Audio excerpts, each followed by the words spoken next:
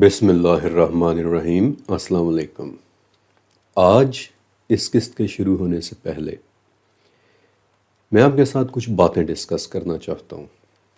Series کی پچھلی قسط نو ڈاؤٹ انفارمیشن کے حوالے سے ایک فلی لوڈڈ قسط تھی، اور اس بات کے لیے میں تیار تھا کہ بہت سارے سوالات آئیں گے، کیونکہ اس قسط کے اندر قرآن میں دیے گئے تمام کلوز اور کتابوں میں ملی تمام روایات نے ایک جگہ اکٹھے ہو کر بالآخر ہمیں ایک نتیجے پر پہنچانا تھا کہ لازمی نہیں کہ یاجوج اور ماجوج کی دیوار کسی پہاڑ کے سائز کی ایک عظیم الشان دیوار ہو، بلکہ بہت ممکن ہے کہ ذوالقرنین نے کسی غار کے منہ کو ایک دیوار بنا کر بند کیا ہو۔ اسی لیے تو وہ لوگ نہ اس کے دائیں سے آ پا رہے تھے اور نہ ہی اس کے بائیں سے، نہ اس کے اوپر سے اور نہ ہی اس کے نیچے سے، اور جیسا کہ دیوار بن جانے کے بعد ذوالقرنین نے اس کی ایکسٹرنل یعنی باہر والی سائٹ پر پگھلے ہوئے تانبے کی کوٹنگ کر دی، تو کچھ عرصے بعد تانبا اپنا کلر چینج کر لیتا ہے، وہ سبز ہو جاتا ہے، جس کا مطلب یہ ہوا کہ اس غار کا منہ بہت آسانی کے ساتھ گھنے جنگل میں بلینڈ ہو کر چھپ سکتا تھا۔ پھر آپ یہ بھی دیکھیں کہ اس واقعے کا ذکر سورہ کہف میں ہے، کہ جس کا مطلب ہی ایک غار ہوتا ہے، اور اس صورت میں موجود تقریباً تمام واقعات غاروں کے ارد گرد گھوم رہے ہیں۔ تو بہت ممکن ہے کہ یاجوج اور ماجوج بھی کسی غار سے ہی نکل کر زمین کے اوپر آتے ہوں گے۔ اب جیسا کہ مجھے امید تھی کہ بہت سارے سوالات آئیں گے، تو ہوا بھی کچھ ایسا ہی، بہت سارے سوالات آئے، اور کچھ سوالات بہت اچھے تھے۔ مثلاً یہ کہ یاجوج اور ماجوج غاروں کے اس میلوں گہرے سسٹم کے اندر کھاتے کیا ہوں گے؟ آپ سب ماشاءاللہ ذہین اور انٹیلیجنٹ لوگ ہیں، اور مجھے یقین ہے کہ وہ حدیث تقریباً آپ سبھی نے سن رکھی ہوگی کہ جب یاجوج اور ماجوج ریلیز ہوں گے تو ان کا ایک گروپ سی آف گیلیلی یعنی بحیرہ تبریہ پر پہنچ کر اس کا سارا پانی پی جائے گا۔ پھر اس کے کچھ وقت بعد ان کا ایک دوسرا گینگ وہاں پہنچے گا اور پیچھے بچا کیچڑ بھی کھا جائے گا، یہاں تک کہ ان کا تیسرا گروپ بھی جب وہاں پہنچے گا تو وہاں اڑتے گرد اور غبار کو دیکھ کر وہ کہے گا کہ یہاں پہ کبھی پانی ہوا کرتا تھا۔ آپ کو اس حدیث سے کیا پتہ چلتا ہے؟ They can eat everything۔ وہ تو کیچڑ یعنی مٹی بھی کھا سکتے ہیں، اور زمین کے اندر کیا ہوتا ہے؟ پھر ایک اور سوال بڑا اچھا تھا، اور جو کہ کافی سارے لوگوں نے پوچھا کہ وہ اس گہرے اندھیرے کیو سسٹم میں سانس کیسے لیتے ہوں گے۔ آپ نے کبھی کسی جگہ مٹی کی کھدائی ہوتے دیکھی ہے؟ 15-20 فٹ گہری کھدائی کرنے پر بھی اکثر آپ کو ارتھ ورمز مل جاتے ہیں، یعنی وہ کیڑے کہ جو زمین کے اندر رہتے ہیں اور جو اتنی گہرائی پر بھی ہوا کے بغیر زندہ ہوتے ہیں۔ کیسے؟ کیونکہ کیڑوں کے پھیپھڑے نہیں ہوتے، یہ ہماری طرح سانس نہیں لیتے، بلکہ ان کے جسم اپنے ماحول سے ڈائریکٹلی آکسیجن جذب کر لیتے ہیں۔ تو یاجوج اور ماجوج کا ریسپائریٹری سسٹم کیسے کام کرتا ہے؟ بہت ممکن ہے کہ کیڑوں کی طرح وہ بھی کسی ڈائریکٹ ٹریکیائی کے ذریعے مختلف گیسز جذب کرتے ہوں، لیکن اس سے بالکل ہٹ کر کوئی اور طریقہ بھی ہو سکتا ہے کہ جو ہمیں نہیں پتا، کیونکہ ہم نے انہیں ابھی تک دیکھا نہیں ہے، ہم ان کی فزیولوجی سے 100% واقف نہیں ہیں۔ اب دوسری بات کہ کچھ سوالات ایسے تھے کہ جنہیں دیکھ کر میں سوچ رہا تھا کہ اب میں اس بات کا کیا جواب دوں۔ مثال کے طور پر کچھ ویورز نے پوچھا ہوا تھا کہ اگر ان کی تعداد اتنی زیادہ ہے تو وہ ڈبل شفٹ لگا کر دیوار کو توڑ کیوں نہیں لیتے؟ بالفرض مان لیں کہ میں اس بات کا جواب دے بھی دیتا، تو اگلا سوال پھر پتہ ہے کیا ہوتا؟ کہ کیا انہیں اتوار کی چھٹی بھی ملتی ہے؟ کیا انہیں جمعے کو ہاف ڈے ملتا ہے؟ کیا ان کے پاس HR ڈپارٹمنٹ اور لیبر یونین بھی ہے؟ اس طرح تو ہم لامتناہی سوالات کی پوری ایک کتاب تیار کر سکتے ہیں کہ جن میں لکھے سوالوں کے جوابات اس پوری دنیا میں کسی کے پاس بھی نہیں ہوں گے۔ میں نے پہلے بھی کہا تھا کہ ایسی کنفیوژنز تب پیدا ہوتی ہیں جب ہم اس دنیا کو اپنی دنیا کے ساتھ جگہ جگہ کمپیئر کر رہے ہوتے ہیں کہ اچھا اگر ہم ایسا کرتے ہیں تو شاید وہ بھی ایسا ہی کرتے ہوں گے. حالانکہ یاجوج اور ماجوج از اے مائنڈ لیس کریشن. آپ کو پتہ ہے کہ ایک مرتبہ ابن عباس رضی اللہ تعالیٰ عنہ نے کچھ لڑکوں کو اچھلتے کودتے ایک دوسرے کو دھکے دیتے چھینا جھپٹی کرتے لڑتے جھگڑتے مارا ماری کرتے دیکھا تھا. تو کہنے لگے کہ یاجوج اور ماجوج بالکل اسی طرح سے ہوں گے، مائنڈ لیس. ان کا انٹیلیجنس لیول ہمارے جیسا نہیں ہے، لہٰذا ہم انہیں اپنے ساتھ کمپیئر کر بھی نہیں سکتے کہ اچھا اگر میں صبح 9 بجے آفس جاتا ہوں تو کیا یاجوج اور ماجوج بھی صبح 9 بجے دیوار توڑنے کے لیے پہنچ جاتے ہوں گے؟ یہ دو مختلف دنیایں ہیں guys, let's keep them separate from each other. پھر ایک سوال اور بھی تھا کہ ان کی تعداد ہمارے مقابلے میں کہیں زیادہ ہے. حالانکہ میں نے اس سوال کا جواب دے بھی دیا تھا، لیکن چلیں پھر بھی میں آپ کو مزید آسان کر کے بتاتا ہوں. ہماری یہ دنیا 71% پانی سے ڈھکی ہوئی ہے، صرف 29% زمین پانی سے باہر ہے کہ جس پر ہم یعنی انسان رہتے ہیں. لیکن انسان بھی کوئی پورے 29% پر تو نہیں رہ رہے.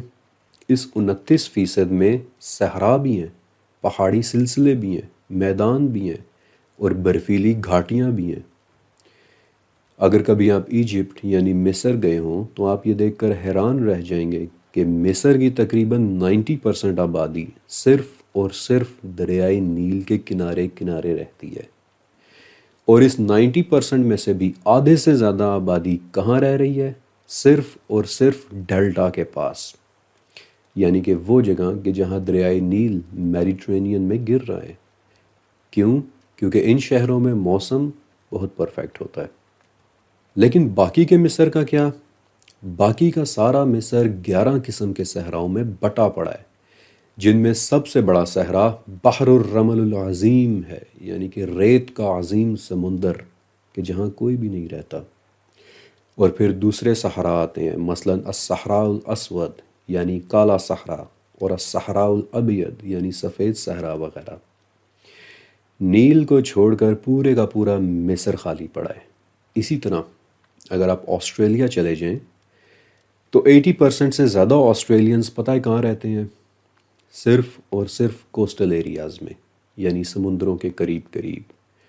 اور باقی آسٹریلیا کا تمام انٹیریئر جسے آؤٹ بیک کہتے ہیں تقریباً خالی پڑا ہے. اسی طرح گرین لینڈ بھی کہ جس کی تقریباً تمام کی تمام آبادی صرف اور صرف ان ایریاز میں رہتی ہے، اور باقی پورے کا پورا گرین لینڈ خالی پڑا ہے. ایسے میں اگر آپ پوری دنیا میں آباد انسانوں کو اکٹھا کر کے ایک جگہ کھڑا کر دیں تو ان کے کھڑا ہونے کے لیے صرف اور صرف بلوچستان کے سائز کا ایریا بھی بہت ہوگا. لیکن اصل دلچسپ بات میں اب آپ کو بتاتا ہوں. یاد ہے ابھی میں نے کہا تھا کہ ہماری دنیا کا 71% حصہ 71% حصہ پانی سے ڈھکا ہوا ہے. ڈھکا ہوا ہے، پانی کے نیچے چھپا ہوا ہے. اس کے نیچے بھی زمین ہی ہے. اس پوری دنیا پر پانی صرف اور صرف اتنا ہے جتنا آپ کو اس تصویر میں نظر آ رہا ہے. اس پانی کے نیچے بھی دراصل زمین ہی ہے جس کے اندر بڑی بڑی غاریں ہیں اور ہزاروں سال پرانے اور گہرے غار یعنی کیو سسٹمز بنے ہوئے ہیں. ہماری دنیا کوئی چھوٹی دنیا نہیں ہے، اس پر 40 ارب لوگوں کے رہنے کی جگہ ہیں. تو کیا یہ ناممکن ہے کہ ہمارے پیروں کے نیچے جو یہ اتنی عظیم، اتنی بڑی اور اتنی خالی دنیا ہے، اس کی سینکڑوں کلومیٹرز گہری غاروں کے اندر کوئی اور مخلوق چند ارب کی تعداد میں رہ رہی ہو؟ یا پھر وہ غار انفیکٹ ایک سمبولک دروازہ، ایک اوپننگ ہو سکتا ہے کہ جو میری پچھلی سیریز حیرت کے دروازوں کی طرح اندر جا کر کسی اور دنیا میں کھل رہا ہو. Who knows؟ اس غار کا ایک سرا ہماری دنیا میں جبکہ دوسرا سرا کہیں اور جا کر کھلتا ہو. We can only imagine. لیکن ہم اپنی تھیوری کی عمارت صرف وہاں تک بنائیں گے جہاں تک مستند روایات کی بنیادیں اسے سپورٹ کریں گی. کیونکہ اگر ہم اس سے ہٹ گئے، اگر ہم اس سے آگے گئے، اگر ہم نے قیاس آرائیاں شروع کر دیں تو پھر بننے والی عمارت مستند فیکٹس کی بنیاد پر نہیں بلکہ اس سے ہٹ کر بنے گی، اور پھر وہ عمارت ایک عمارت نہیں بلکہ ایک ہوائی قلعہ ہوگی، ایک تصوراتی محل جس کی نہ تو کوئی دلیل میرے پاس ہوگی اور نہ ہی آپ میں سے کسی کے پاس، وہ بس ہماری ایک سوچ ہوگی، جیسا کہ اس سوال کا جواب کہ وہ لوگ ڈبل شفٹ لگا کر دیوار کو توڑ کیوں نہیں دیتے۔ ایک اور چھوٹی سی بات شیئر کرنے کے بعد پھر ہم شروع کرتے ہیں آج کی قسط کہ دیکھیں یعنی ہم سے مراد میں اور آپ، فرقان قریشی بلاگز آپ سے الگ نہیں ہے، یہ آپ کا اپنا چینل ہے، اس لیے ہم سے مراد میں اور آپ، ہم قرآن کی آیات کو لیتے ہیں، مستند احادیث اور روایات کے ذریعے انہیں سمجھتے ہیں، انہیں انڈرسٹینڈ کرتے ہیں، اور پھر ماڈرن علوم کو استعمال کرتے ہوئے ایک لاجیکل نتیجے پر پہنچنے کی کوشش کرتے ہیں۔ نہ تو ہم دوسرے ریسرچرز کو غلط کہہ رہے ہوتے ہیں کہ بس ہم ٹھیک ہیں باقی سب غلط ہیں، اور نہ ہی ہم یہ کہتے ہیں کہ جو ہمارے منہ سے نکل گیا وہ حرف بحرف سچ ہے، بلکہ ہم صرف یہ کر رہے ہوتے ہیں کہ to the best of our knowledge تمام آیات، احادیث، آثار اور روایات کو اکٹھا کرنے کے بعد، کڑی سے کڑی ملانے کے بعد، ہم صرف اتنا کہہ رہے ہوتے ہیں کہ یہ ہماری ریسرچ ہے، اور یہ بھی ایک پاسیبلٹی ہو سکتی ہے کہ یاجوج اور ماجوج کی دنیا زمین کے نیچے غاروں کے ہزاروں میل گہرے سسٹمز میں آباد ہو۔ فلاں آیت یا فلاں روایت یا فلاں حدیث اس بات کو سپورٹ کرتی ہے، یہ ایک پاسیبلٹی ہے، اور اس معاملے پر اس پہلو سے بھی غور کیا جا سکتا ہے۔ ورنہ اس سے ہٹ کر اس وقت درجنوں تھیوریز موجود ہیں جن میں سے کوئی بھی دو تھیوریز ایک دوسرے کے ساتھ میچ نہیں کرتی، لیکن پھر بھی آپ انہیں بھی سنیں۔ لیکن ایک بات یاد رکھیے گا کہ اس دنیا کا کوئی بھی سنجیدہ انسان یہ دعویٰ کبھی نہیں کر سکتا کہ دیکھو میں یاجوج اور ماجوج کو اپنی آنکھوں سے دیکھ کر آیا ہوں، لہٰذا جو بات میں نے بتا دی ہے بس وہی سچ ہے۔ نہیں، ایک ریسرچر ہمیشہ مختلف فیکٹس اور ڈیٹا کو آپ کے سامنے رکھے گا اور پھر ایک ہائپوتھیسس پیش کرے گا کہ اس تمام ڈیٹا کو کیئرفلی انالائز کرنے کے بعد میں اس نتیجے پر پہنچا ہوں، یہ میرا بیسٹ گیس ہے۔ اب میری محنت اگر آپ کے دل اور دماغ کو لگی ہو تو اسے مان لیں، ورنہ چھوڑ دیں۔ اور یہی بات ریسرچ کہلاتی ہے، بیسٹ گیس، ایجوکیٹڈ گیس۔ آپ کو پتہ ہے کہ ایک راکٹ کے لانچ ہوتے وقت اس میں کتنے قسم کے فالٹس ہو سکتے ہیں؟ 17,000۔ لیکن راکٹ انجینئرز ان تمام پاسبل فالٹس کو دیکھتے ہیں، انہیں چیک کرتے ہیں، انہیں ڈبل چیک کرتے ہیں، اور پھر اپنا ایجوکیٹڈ گیس دیتے ہیں کہ وی آر آل کلیئر، ہماری طرف سے اوکے ہے، ہمارا بیسٹ گیس یہ ہے کہ اب راکٹ اڑ سکتا ہے، لہٰذا لانچ سیکوینس کو انیشیٹ کر دیا جائے۔ لیکن لکھ کر کوئی بھی انجینئر نہیں دے سکتا کہ بس اب چونکہ میں نے چیک کر لیا ہے اب دنیا دو ہو جائے لیکن یہ راکٹ نہیں گرے گا۔ لہٰذا قرآن و حدیث کو دیکھیں، ڈیٹا کو دیکھیں، روایات کو دیکھیں، انہیں انالائز کریں، اور پھر جہاں بھی وہ آپ کو لے کر جائیں انہیں ضرور فالو کریں، کیونکہ تب، صرف تب آپ سچائی تک پہنچ پائیں گے، اور تب آپ اسے ضرور قبول کریں چاہے وہ سننے میں کتنی حیران کن کیوں نہ ہو۔ بہت ساری باتیں ہو گئیں اور اچھی بات ہے کہ ہو گئیں، امید ہے کہ آپ ان باتوں میں سے بھی بہت کچھ سیکھیں گے، کیونکہ فرقان قریشی بلاگز کا مقصد صرف دلچسپ کہانیاں سنانا یا واقعات بیان کرنا یا سنسنی خیز باتیں بتانا نہیں ہے، بلکہ ہماری اور ہماری آنے والی نسلوں تک اس نایاب علم کو پہنچانا ہے، کیونکہ بہت کم لوگ یہ باتیں ڈسکس کرتے ہیں۔ یہی میرا مشن ہے، اور اسی لیے میں اپنی جاب کے ساتھ ساتھ سر توڑ محنت کر کے اکیلا ہی یہ چینل چلا رہا ہوں، تاکہ ہماری آنے والی نسلیں اس علم کے ذریعے ہمارے رب کو پہچان سکیں۔ تو پھر شروع کرتے ہیں ہماری آج کی قسط۔ سب سے پہلا سوال کہ کون ہے یہ گوگ اینڈ میگوگ کہ جنہیں عربی میں یاجوج اور ماجوج کہتے ہیں؟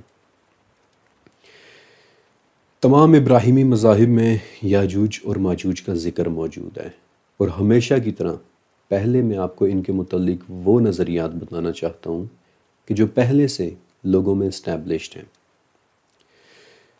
اہل کتاب کے ہاں یاجوج اور ماجوج دو طرح سے اپیئر ہوتے ہیں، انسان کے طور پر بھی اور ایک جگہ یعنی پلیس کے طور پر بھی۔ مثلاً بک آف حزقیل میں یاجوج یعنی گوگ ایک شخص کا نام ہے، اور ماجوج یعنی میگوگ اس کی سرزمین کا نام ہے۔ پھر اسی بک آف حزقیل میں ہے کہ یاجوج نے یروشلم پر حملہ کرنا ہے، لیکن یہ حملہ کرنے کے بعد وہ خود بھی تباہ ہو جائے گا، اور پھر ایک طویل امن کے دور کا آغاز ہوگا، اور آگے چل کر آپ دیکھیں گے کہ اس سے ملتی جلتی ایک بات اسلامک اکاؤنٹس میں بھی موجود ہے۔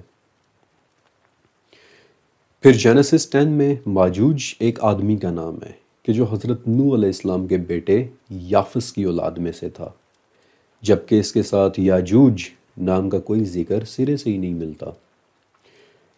پھر اہل کتاب کے ہاں 12ویں صدی کے فرانس میں ایک کانسیپٹ پیدا ہوا کہ بنی اسرائیل کے وہ 10 قبائل کہ جو گم ہو گئے تھے وہی یاجوج اور ماجوج ہیں۔ اس کے بعد پچھلی صدی میں کہ جب امریکہ اور روس کے درمیان کولڈ وار اپنے عروج پر تھی، تو اس وقت بھی کچھ سکولرز نے اسے یاجوج اور ماجوج کی جنگ ہی ڈکلیئر کیا تھا، اور دراصل ایسا ماننے کی ایک بہت دلچسپ وجہ بھی تھی، اور وہ یہ کہ بک آف حزقیل میں یاجوج کے لیے جو ہیبریو لفظ استعمال ہوا ہے وہ ہے دا پرنس آف روش میشک، اور روش میشک کا لفظ روس اور ماسکو سے بہت زیادہ ملتا جلتا تھا۔ لہٰذا کچھ سکولرز میں یہ بلیف بہت حد تک پختہ ہو گیا کہ دراصل رشینز ہی یاجوج اور ماجوج ہیں، یہاں تک کہ کچھ رشینز بھی اس بات کو درست سمجھنے لگ گئے تھے۔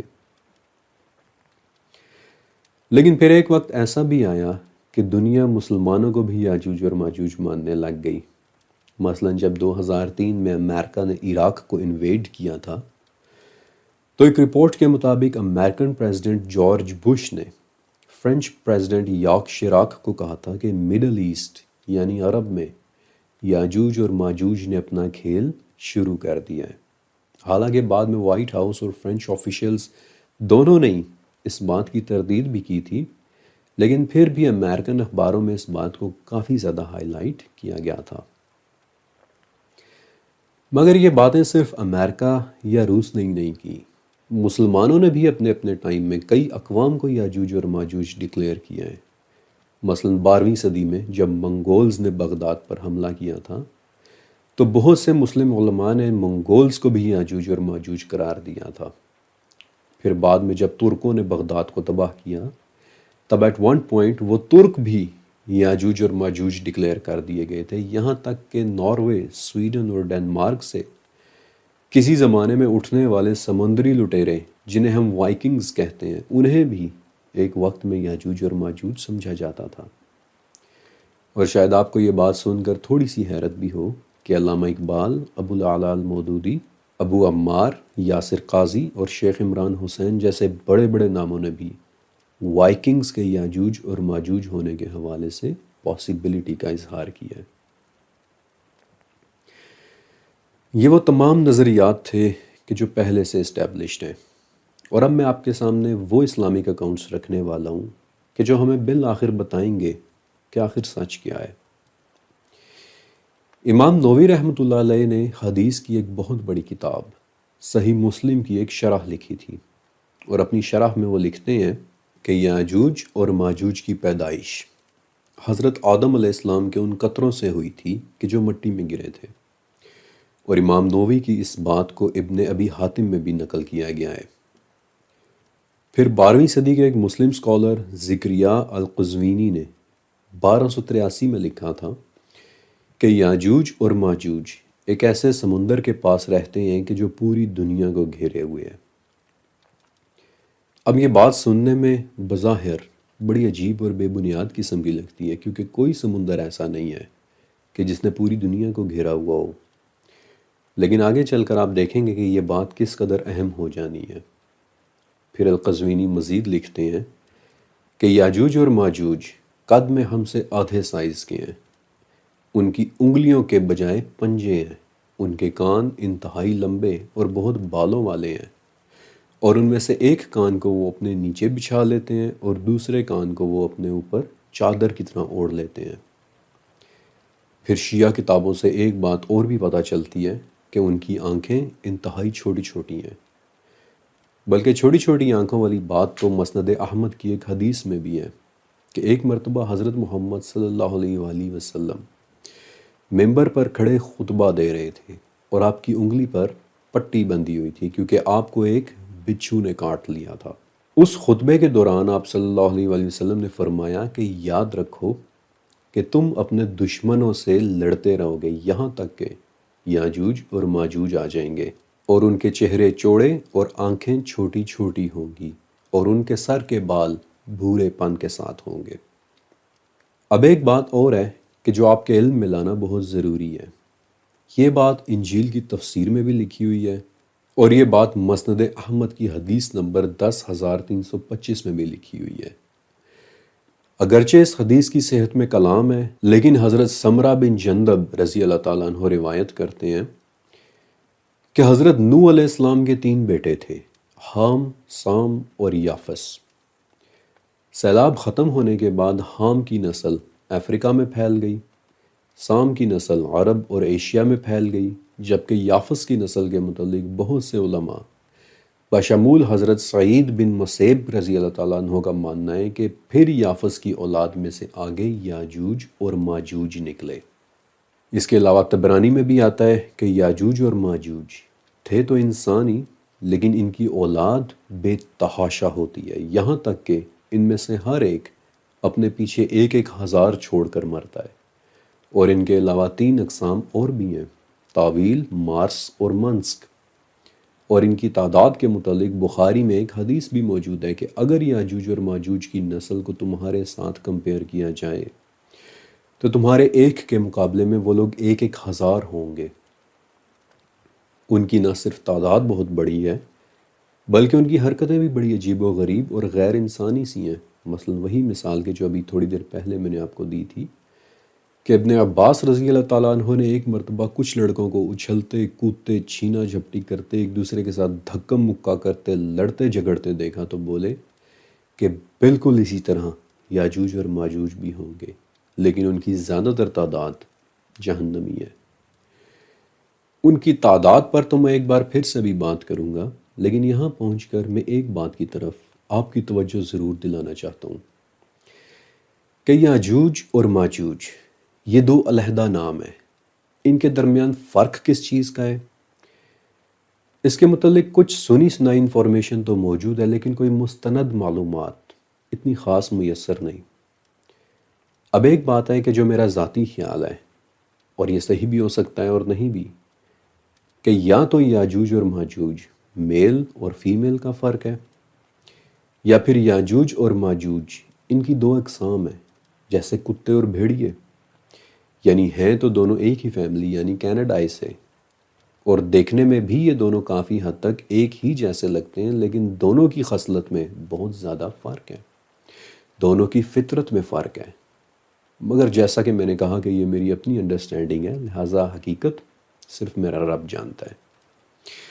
مگر ابھی تک میں نے جو کچھ بھی آپ کو بتایا، کیا آپ نے اسے غور سے سنا؟ کیا آپ کے ذہن میں یاجوج اور ماجوج کی ایک شکل بننا شروع ہوئی؟ ایک ایسی مخلوق کہ جو سائز میں ہم سے آدھی ہو، جس کے ہاتھوں کی جگہ پنجے ہوں، جس کے کان انتہائی بڑے بڑے اور ان پر بھورے رنگ کے بال ہوں، جن کی چھوٹی چھوٹی آنکھیں ہوں، اور وہ ایک دوسرے کے ساتھ ایسی حرکتیں کرتے ہوں کہ جیسے کوئی مائنڈ لیس جانور ہوتے ہیں۔ لیکن یہ ہے ایک انتہائی پوٹنٹ مخلوق، اتنی پوٹنٹ کہ ان میں سے ہر ایک کے 1,000 بچے ہوتے ہیں، مگر ان تمام باتوں کے باوجود وہ ہیں اولاد آدم میں سے ہی۔ کیسے؟ ان تمام باتوں کو دیکھا جائے تو نہ تو وہ چائنیز بنتے ہیں اور نہ ہی منگولز، نہ تو وہ وائکنگز لگتے ہیں اور نہ ہی آشکنازی جیوز، بلکہ یہ آدم اور پھر بعد میں حضرت نوح علیہ السلام کی نسل سے نکلی بنی آدم کی بالکل ایک علیحدہ قسم کی برانچ لگتی ہے، کہ جو بنی تو گوشت اور پوست کی ہے، جو کھاتی اور پیتی بھی ہے اور ریپروڈکشن بھی کرتی ہے، لیکن ہے وہ ہم سے بالکل مختلف۔ اب آپ نے بہت غور سے سننا ہے۔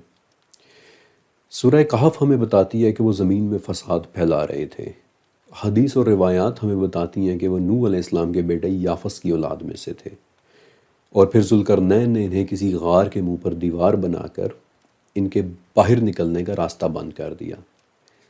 تو پھر ڈیڈکٹیو لاجک یہ کہتی ہے کہ وہ یافس کی نسل میں پیدا ہوئے شاید انسان تھے کہ جو کسی شدید ترین بیماری میں پکڑے گئے، بدترین حد تک میوٹیٹ اور ڈیفارمڈ ہو گئے۔ ان کی بیماری نے انہیں اندھیروں میں چلے جانے پر مجبور کر دیا، اور وہ ان غاروں میں چلے گئے کہ جو بہت گہرائی تک زمین کے اندر جاتی ہیں، اور بہت ممکن ہے کہ ایسی ہی کسی غار سے وہ لوگ وقتاً فوقتاً پیریوڈیکلی کبھی کبھی باہر نکل کر زمین میں فساد مچاتے ہوں اور انسانوں کو پریشان کرتے ہوں، اور اس غار کا منہ ذوالقرنین نے دیوار بنا کر بند کر دیا ہو۔ اب ان کی تعداد کہ اگر وہ تعداد میں ہم سے ہزاروں گنا ہے تو اس بات کی کیا ایکسپلینیشن ہے؟ اس کا جواب بڑا سمپل سا ہے کہ ان کی پوری آبادی کوئی ایک ہی غار کے اندر نہیں رہ رہی، بلکہ ہماری دنیا میں موجود غاروں کا نظام، ہمارے کیو سسٹمز سب سے کم دریافت کی گئی جگہ ہیں، کیونکہ بعض اوقات یہ کیو سسٹمز زمین کے اندر کئی کلومیٹر تک چلے جاتے ہیں اور ہمیں کوئی پتہ نہیں ہوتا کہ ان کا دوسرا سرا کہاں تک ہے۔ اور یہ بات یاجوج ماجوج کی چھوٹی چھوٹی آنکھوں کو بھی ایکسپلین کرتی ہے، کیونکہ شدید اندھیرے میں رہنے کی وجہ سے انہیں آنکھوں کی لٹرلی کوئی ضرورت نہیں پڑتی، جیسا کہ زمین کے اندر رہنے والے اکثر جانداروں کے ساتھ ہوتا ہے۔ اور اس پوائنٹ پر آ کر ذکریہ القزوینی کی وہ بات سمجھ میں آ جاتی ہے کہ وہ ایک ایسے سمندر کے قریب رہ رہے ہیں کہ جو پوری دنیا کو گھیرے ہوئے ہیں۔ اس وقت میں نے آپ کو کہا تھا کہ فی الوقت شاید یہ بات سمجھ میں نہ آئے، کیونکہ بظاہر کوئی سمندر ایسا نہیں ہے کہ جو پوری دنیا کو گھیرے ہوئے ہے، لیکن در حقیقت ایک سمندر ایسا ہے کہ جو پوری دنیا کو گھیرے ہوئے ہے، اور وہ ہے گراؤنڈ واٹر، زمین کے اندر موجود کھربوں ٹن پانی کا ذخیرہ، جسے گراؤنڈ واٹر کہتے ہیں۔ گراؤنڈ واٹر کا کانسیپٹ سمجھنا بہت آسان ہے۔ آپ سبھی نے اپنی زندگی میں کبھی نہ کبھی کوئی کنواں ضرور دیکھا ہوگا۔ جب ہم کوئی کنواں کھودتے ہیں تو اس کے اندر کا پانی کہاں سے آتا ہے؟ کنویں میں پانی زمین کے اندر سے آتا ہے۔ زمین کے اندر چٹانوں میں پانی کا ایک عظیم الشان سمندر موجود ہے جسے گراؤنڈ واٹر کہتے ہیں، اور گراؤنڈ واٹر انسان کے استعمال کا سب سے اہم اور سب سے پرانا سورس ہے۔ پاکستان میں بھی صدیوں سے کنویں کھود کھود کر اس خزانے کو نکالا جا رہا ہے، استعمال کیا جا رہا ہے۔ یہی وہ پانی ہے کہ جو چشموں کی صورت میں زمین کے اندر سے پھوٹ پڑتا ہے، چٹانوں کے اندر سے نکل پڑتا ہے، اور بہت ممکن ہے کہ یہی وہ عظیم الشان سمندر ہو کہ جس کے قریب یاجوج اور ماجوج رہ رہے ہیں، کیونکہ یہی وہ سمندر ہیں کہ جو اس وقت پوری دنیا کو گھیرے ہوئے ہیں۔ اب ایک سوال اور کہ اگر وہ زمین کے اندر ہیں تو پھر آزاد ہونے پر من کل حدب ینسلون، یعنی ہر بلندی سے دوڑتے ہوئے وہ کیسے آئیں گے؟ زمین ہمارے نیچے ہے اور بلندی ہمارے اوپر ہے، تو ایک زیر زمین مخلوق بلندیوں پر سے بھاگتی ہوئی کیسے نظر آئے گی؟ تو اس کا جواب ہے زمین کی فشر وینٹس۔ زمین کی یہ بڑی بڑی غاریں جن کا ایک سرا تو سینکڑوں کلومیٹر کی گہرائیوں کے اندر تک جاتا ہے، لیکن دوسرا سرا کہ جو صرف چند فٹ چوڑا ہو سکتا ہے پہاڑوں کے اوپر جا کر نکلتا ہے، اور اسے ایک فشر وینٹ کہتے ہیں۔ یہی وہ فشر وینٹس ہیں جنہیں استعمال کر کے اکثر زمین میں موجود میگما آتش فشاں پہاڑوں کی بلندی سے دوڑتا ہوا نیچے کی طرف آتا ہے، اور فشر وینٹس کا یہ نیٹ ورک پوری دنیا میں پھیلا ہوا ہے۔ مثلا بولیویا کا ایک فشر وینٹ ہے جس کا ایک سرا زمین کی گہرائیوں میں ہے اور دوسرا سرا کوئنٹینا پہاڑ کے اوپر سے نکلتا ہے، اور اگر زمین کے اندر کی کوئی چیز اس فشر وینٹ سے باہر نکلے تو وہ ہمیں 6.25 کلومیٹر کی بلندی سے بھاگتی دوڑتی نیچے آتی ہوئی دکھائی دے گی۔ دوسرا فشر وینٹ کینیڈا کی رے ماؤنٹین کے اوپر ہے، اور اگر اس کے ذریعے زمین کے اندر کی کوئی چیز باہر نکلے گی تو وہ ہمیں 2 کلومیٹر کی بلندی سے بھاگتی دوڑتی نیچے اترتی دکھائی دے گی۔ تیسرا فشر وینٹ افریقہ ہرتالی میں ہے، جس سے اگر یاجوج اور ماجوج نکل آئیں تو وہ 1 کلومیٹر کی بلندی سے نیچے بھاگتے دوڑتے اترتے ہوئے دکھائی دیں گے۔ جاپان میں، کینری آئیلینڈز میں، یہاں تک کہ پاکستان میں بھی زیارت کے قریب ایک فشر وینٹ ہے تورزاور، اور اگر اس سے یاجوج اور ماجوج نکلیں تو وہ ہمیں 2 کلومیٹر کی بلندی سے بھاگتے دوڑتے نیچے اترتے دکھائی دیں گے۔ پوری دنیا میں آپ کو پہاڑوں کی بلندیوں پر فشر وینٹس کھلتے نظر آئیں گے، جن کا دوسرا سرا اکثر زمین کے اندر بہت گہرائیوں میں جاتا ہے، اور بہت ممکن ہے کہ یاجوج اور ماجوج فشر وینٹس کے اسی نیٹ ورک کو استعمال کرتے ہوئے ہر پہاڑ کی بلندی سے نیچے اترتے ہوئے دکھائی دیں۔ من کل حدب ینسلون، ہر بلندی سے نیچے اترتے ہوئے دکھائی دیں۔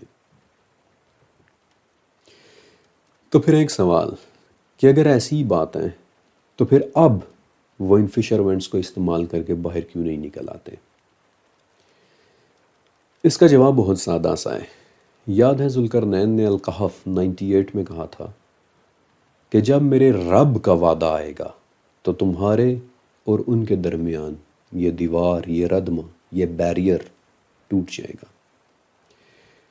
اللہ تعالیٰ نے بھی الانبیاء 96 میں کیا لفظ استعمال کیا ہے؟ حتی اذا فتحت یاجوج و ماجوج، کہ یاجوج اور ماجوج کو کھول دیا جائے گا۔ یہ دیوار، یہ ردمہ، یہ بیریئر ایک سمبولک معنی بھی رکھ سکتا ہے۔ سمپل سی بات ہے کہ ابھی ان کو کھول دیے جانے کا وقت نہیں آیا، ابھی ہمارے رب کا وعدہ پورا ہونے کا وقت نہیں آیا، اور جب وہ وقت آ جائے گا تب وہ بھی ہر بلندی سے اترتے، بھاگتے دوڑتے نیچے آتے ہوئے نظر آنے لگ جائیں گے۔ اب ایک بات اور، صرف 1 منٹ کے لیے سوچیں کہ یاجوج اور ماجوج یافس کی اولاد کے انسان تھے کہ جو کسی بدترین بیماری کا شکار ہو کر جسمانی طور پر بگڑ گئے، ڈیفارمڈ ہو گئے، گہری غاروں میں اندھیروں کے اندر چلے گئے، لیکن وہ کس کے دور میں دوبارہ نکل رہے ہیں؟ حضرت عیسیٰ علیہ السلام کے دور میں، ایک ایسے نبی کہ جو اللہ کے حکم سے مردوں کو زندہ کرتے تھے، ایک ایسے نبی کہ جو بیماریوں سے اللہ کے حکم سے شفا دیا کرتے تھے، لیکن یاجوج اور ماجوج کی بیماری نے انہیں بے حد طاقتور بنا دیا ہے، ناقابل تسخیر بتا دیا ہے، ان سے کوئی بھی اب لڑ نہیں سکتا۔ اس بیماری نے انہیں بے حد پوٹنٹ بنا دیا ہے، ان کی اولاد کو قصیر ترین کر دیا ہے، انہیں تقریباً ہر چیز سے امیون کر دیا ہے۔ وہ شفایاب ہونا ہی نہیں چاہتے۔ وہ کیوں شفایاب ہونا چاہیں گے؟ اسی لیے تو وہ حضرت عیسیٰ علیہ السلام کے بدترین دشمن بن جائیں گے۔ اسی لیے تو حضرت عیسیٰ علیہ السلام کو یاجوج اور ماجوج سے دور چلے جانے کا کہہ دیا جائے گا، اور ہمیں پتہ ہے کہ یاجوج اور ماجوج نے نکلنے کے بعد یروشلم کی طرف بھاگنا ہے، کیونکہ حدیث میں تبریہ کی جھیل کا ذکر ہے کہ وہ اس طرف جائیں گے، تبھی تو وہ اس کا سارا پانی پئیں گے۔ اور یروشلم میں کون ہوگا؟ حضرت عیسیٰ علیہ السلام۔ They will be after حضرت عیسیٰ علیہ السلام۔ وہ ایک ایسے نبی کو ختم کرنے کے درپے ہوں گے کہ جنہیں بیماریوں سے شفا دینے کا معجزہ دیا گیا تھا، جبکہ یاجوج اور ماجوج شفایاب ہونا ہی نہیں چاہتے۔